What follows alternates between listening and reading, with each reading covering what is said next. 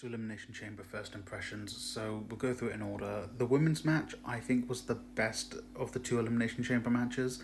I think the wrestling was better. It was hype. I mean, the Jade thing at the beginning really got the match going. Liv looked really great. Like, I've not really been like a Liv Morgan believer, but she was really good in this match. I told the story with Roxanne and Bailey, sort of.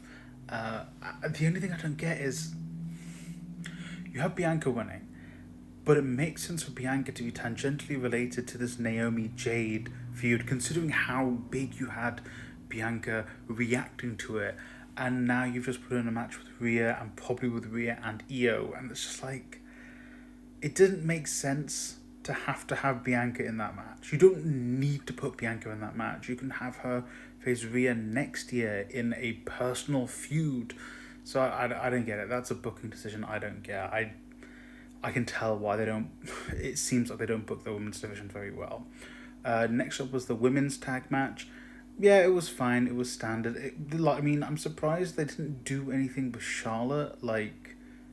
It kind of feels like, again, the women's division is being underrepresented. Why was Charlotte not there? I mean, yeah, you finish up the feud with Tiffany and Nia, I guess, but it didn't make sense to not include Charlotte.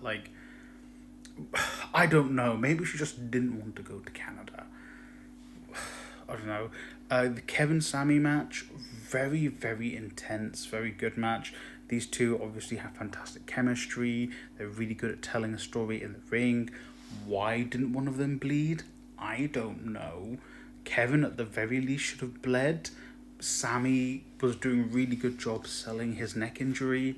Kevin, the ending, throwback to the NXT debuts. So that's fine. That was good. Randy returning was cool.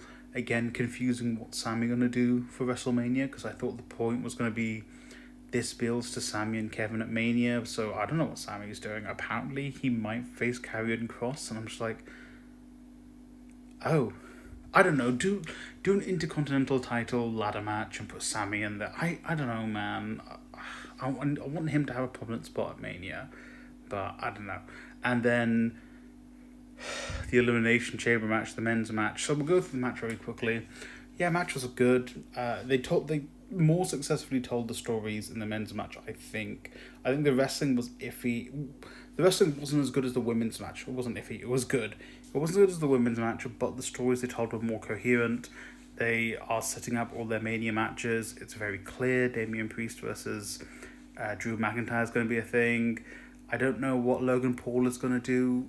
He's kind of there, but it's not really sure what he's going to be doing. He might be involved with the Damian Priest stuff, but I doubt it. CM Punk and Seth Rollins has now basically been confirmed, because Seth basically cost CM Punk the match. And yeah, Cena wins. Cena won by getting Punk to pass out, which I guess protects Punk. And then it took them half an hour to get to the big angle, which was the Cena heel turn finally happened. Cena has sold his soul to The Rock. He brutalized Cody. Cody bladed after saying the F word as well. But yeah, that was a shock. I'll be honest. That happening here was a shock. I thought if someone was going to turn, it was going to be at Mania, proper corporate Rock turning at Mania. Stone Cold turning at Mania. But, hey, honestly, that and the Jade thing, really good at doing surprises. Massive surprises. But, yeah, it just took so long. And why was Travis Scott there? I mean, it's cool that Rock's incorporating rappers into his theme, but why was Travis Scott there for the whole promo? Cena could have brutalized Cody. I don't know. It's probably a marketing thing anyway. So, overall show, good surprises.